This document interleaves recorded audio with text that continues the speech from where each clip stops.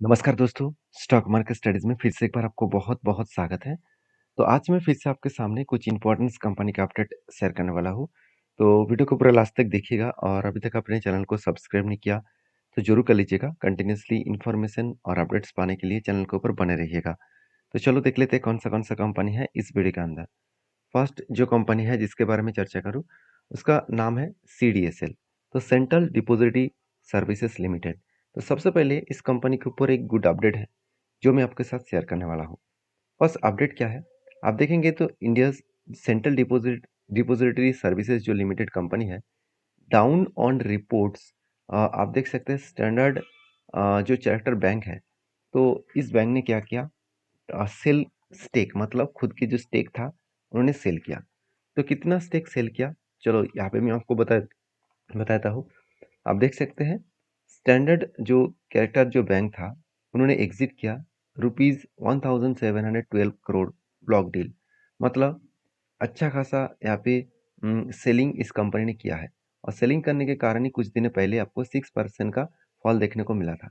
देखिए ये डेटा में पुराना डेटा है ऑब्वियसली, मैं आपको इसीलिए दिखा रहा हूँ क्योंकि देखिए जो लोग मुझे कमेंट्स कर रहा था कि 6% फॉल हो गया क्या कंपनी और भी गिरेगा, उसके लिए मैं 2 दिन बाद इसीलिए वीडियो बना रहा हूँ क्योंकि आपको पता चले कि इस तरीके से न्यूज के कारण शेयर तो गिरते हैं, उसके बाद फिर से रिकवरी भी हो जाता है। चलो एक बार मैं चार्ट भी आपको दिखा देता हूँ। देखिए सेलिंग कौन दिन हुआ था? इस दिन हुआ था और उसके बाद देखिए धीरे-धीरे करके फिर से रिकवरी भी कर दिया। तो कहने का मतलब है कि जब बड़े इंस्टीट्यूशन माल बेचते हैं, इसका मतलब ये नहीं कि वो कंपनी से एग्ज़िट कर रहे तो बाकी लोग उस कंपनी में नहीं रहेगा। देखिए जब बड़े प्लेयर्स एग्ज़िट करते हैं, तो वहाँ पे ब्लॉक डील होते हैं। तो ब्लॉक डील के माध्यम से वो माल बेचते हैं। तो जब ब्लॉक डील के माध्यम से माल बेचा जाता है, तो वो एक व्यक्ति से दूसरे व्यक्ति के पास चले जाते हैं। तो इस टाइम में टेंशन करने का कोई ज़रूरत नहीं है। मान के चलिए आपके पास 500 शेयर है, सॉरी 5000 शेयर है, तो आप ब्लॉक डील के माध्यम से बेचना चाहते हैं, तो दूसरे व्यक्ति 5000 शेयर खरीदारी करेंगे, तो बीच में तो कोई प्रॉब्लम होगा नहीं ना। हाँ, आप शेयर को सस्ते में बेचेंगे थोड़ा-सा, इसमें थोड़ा-सा प्राइस का एडजस्टमेंट हो सकता है। इसका मतलब ये नहीं कि कंपनी बर्बाद हो जाएगा, आप पूरा माल बेचकर भाग रहा है, तो कंपनी खराब हो जाएगा, ऐसे बिल्कुल नहीं। आपके माल किसी न किसी व्यक्ति ने तो खरीदारी की है। तो इस चीज़ों को समझिए। तो इसीलिए कंपनी के ऊपर मैं हमेशा बुलिश रहता हूँ, इसलिए पहले भी एक एंट्री बना था। इस एंट्री लेने के बाद में इसके ऊपर इंतज़ार किया और टारगेट अचीव हुआ। देखिए शोल्डर कम हेड कम शोल्डर बना और फाइनली यहाँ पे ब्रेकआउट हुआ, ब्रेकआउट कन्फर्मेशन भी हुआ और धीरे-धीरे करके वो ऊपर जाकर टारगेट को अचीव किया। तो बेस्ट तरीके से यहाँ पे सिचुएशन बना और टारगेट को वो अचीव किए। तो बाकी देखिए कहने का मतलब ये है कि कंपनी इसके ऊपर एक अच्छा खासा लेवल और टारगेट यहाँ पे अचीव होता देखने को मिले। सिर्फ 43 डेज़ में अराउंड 37% के आसपास टारगेट कंपनी यहाँ पे दे चुके हैं। तो फिलहाल के लिए मैं फिर से एक बार एंट्री लेने का मैं कोशिश कर रहा हूँ क्योंकि यहाँ पे छोटा-सा एक शोल्डर बना, उसके बाद एक बिग हेड बनने जा रहा है। फिर से अगर शोल्डर क्रिएट करे तो छोटा-सा एक एंट्री बनेगा यहाँ पे। तो उस टाइम तक मैं इंतज़ार करूँगा क्योंकि हमेशा रूल्स को फ़ॉलो अप करके चलिए, रूल्स को मेंटेन करके चलिए, तो आपको लॉसेस होने का चांसेस बहुत कम हो जाएगा। ऐसे नहीं कहूँगा कि लॉसेस नहीं होगा, लॉसेस तो होगा। मार्केट है, यहाँ पे बिज़नेस है, तो क किसी भी आप फिज़िकली कोई बिज़नेस कर रहे हैं, तो वहाँ पे भी आपको लॉसेस झेलना पड़ता है। हमेशा प्रॉफ़िट होता है, ऐसे होगा नहीं। तो कभी-कभी आपको मार्केट को पैसा भी देना पड़ेगा, तो इसके लिए तैयार रहिएगा और बाकी इस सीडीएसएल के ऊपर आपकी क्या राय है, ज़रूर मुझे कमेंट्स करिएगा। तो नेक्स्ट जो कंपनी है उसका नाम है जियो फाइनेंशियल सर्विसेज लिमिटेड। देखिए कुछ दिन पहले मैं आपको एक वीडियो बना के शेयर किया था कि जियो फाइनेंस के ऊपर अपकमिंग टाइम्स में एक अच्छा खासा ग्रोथ आने वाला है। क्यों उसके बारे में चलो आपको यहाँ पे चर्चा कर लेता हूँ। आप देख सकते हैं Jio finance services arm to invest rupees 25 million का टोटल रुपीज यहाँ पे इन्वेस्टमेंट करने वाला है इन रिलायंस इंटरनेशनल जो कंपनी है उसके ऊपर कितना निवेश किया जा रहा है 25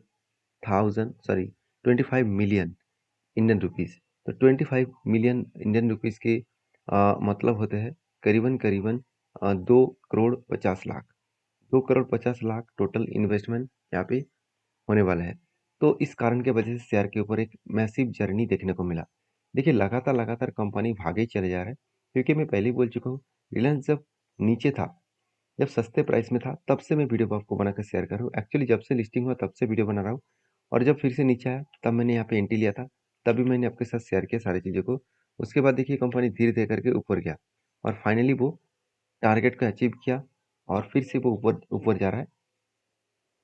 अभी आप देख सकते हैं किस तरीके से यहाँ पे एक पैटर्न क्रिएट किया, उसका टारगेट इस लेवल तक हो चुके हैं।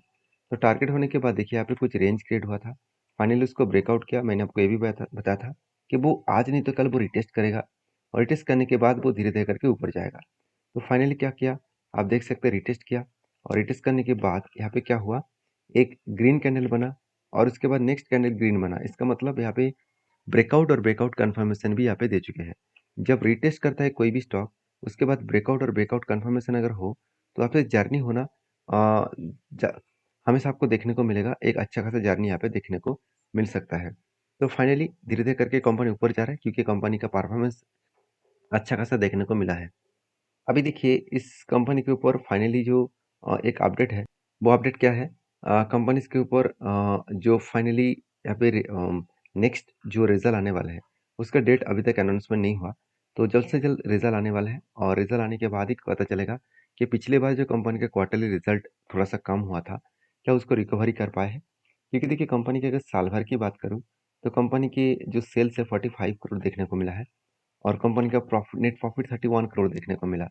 अभी क्वेश्चन मार्क ये आएगा कि 2024 में क्या इस लेवल को ब्रेक कर पाएंगे, क्या इस सेल्स को ब्रेक कर पाएंगे। इस चीज़ों को आपको समझकर काम करना होगा। बाकी इस कंपनी के ऊपर एज ए इन्वेस्टर, प्रोमोटर से लेकर एफआईजीएस पब्लिक हर कोई व्यक्ति इस कंपनी के ऊपर कंटिन्यू कर रहा है। मान लेता हूँ एफआईएस ने कुछ क्वांटिटी बेचा और डीएस ने भी कुछ क्वांटिटी बेचा, उसका फायदा डायरेक्टली पब्लिक ने उठाया। इसका मतलब ये नहीं कि कंपनी खराब हो गया, कंपनी का परफॉर्मेंस बहुत शानदार है और फ्यूचरिस्टिक कंपनी है क्योंकि लोन के मामले में इंडिया बहुत तेजी से ग्रोथ कर रहा है क्योंकि पर कैपिटल इनकम बढ़ने से लोग किसी भी लग्जरीज प्रोडक्ट खरीदारी कर रहे हैं, तो वो भी ईएमआई के माध्यम से, लोन के माध्यम से। तो उसका डायरेक्टली फायदा जियो फाइनेंस के जरूर होंगे। बाकी आपके क्या ओपिनियन है जरूर कमेंट्स करके बताना। नेक्स्ट जो कंपनी उसका नाम है एफएल इंडिया लिमिटेड। देखिए एफएल इंडिया लिमिटेड के बारे में एक चीज़ मैं आपको क्लियर कट बता दूं कि एफएल इंडिया कोई छोटा मोटा कंपनी नहीं है, पहली बात। दूसरी बात, कंपनीज के ऊपर एक पॉइंट को हमेशा याद रखना कि एफएल इंडिया लिमिटेड एक आईटी सेक्टर कंपनी है, फिर भी इस कंपनी खुद को एक अलग लेवल में रिप्रेजेंट किया। मान लेता हूँ कंपनी एक स्मॉल कैप टाइप कंपनी है, फिर भी इसका परफॉर्मेंस देखेंगे तो आप चौंक जाओगे। जैसे कंपनी के डेप्थ ना के बराबर है, इनकम भी ज़बरदस्त है, साथ ही साथ कंपनी के फ्री कैश फ्लो भी अच्छा खासा है। उसके साथ साथ कंपनी के जो क्वार्टरली रिजल्ट है, वो भी देखेंगे तो कंपनी का सेल्स लगातार बढ़ते चले जा रहे हैं। उस बेसिस में कंपनी का एक्सपेंस भी बढ़ अच्छा खासा मेंटेन्स हुआ। उस बेसिस में कंपनी का नेट प्रॉफिट भी बेस्ट तरीके से देखने को मिला। तो सारे पॉइंट ऑफ हिसाब से कंपनी को बेस्ट परफॉर्मेंस यहाँ पे देखने को मिला है। और एक चीज़ नोटिस और भी करेंगे, कंपनी के सेल्स में कभी भी कमियाँ नहीं है, प्रॉफिट में भी कभी भी कमियाँ नहीं है। सर करंट ईयर में थोड़ा सा प्रॉफिट कम हुआ क्योंकि आईटी सेक्टर में थोड़ा सा प्रेशराइज है। बाकी देखेंगे तो कंपनी के जो रेशियो, वो कैश कन्वर्जन जो साइकिल्स है, वो एक टाइम 70 टू 80 डेज चला गया था, आज 62 डेज के आसपास देखने को मिला। तो कैश कन्वर्जन साइकिल्स, जो पैसा घूम फिर कर कंपनी के हाथ में आ रहा है, वो पैसा टाइम टू टाइम अगर हाथ में आ रहा है तो वो बिजनेस करने में बहुत ज़्यादा प्रॉफिटेबल कंपनी जरूर रहेंगे। तो कंपनी के ऊपर एज ए इन्वेस्टर कोई भी माल बेचने के लिए तैयार नहीं है, तो इस पॉइंट को जरूर याद रखना।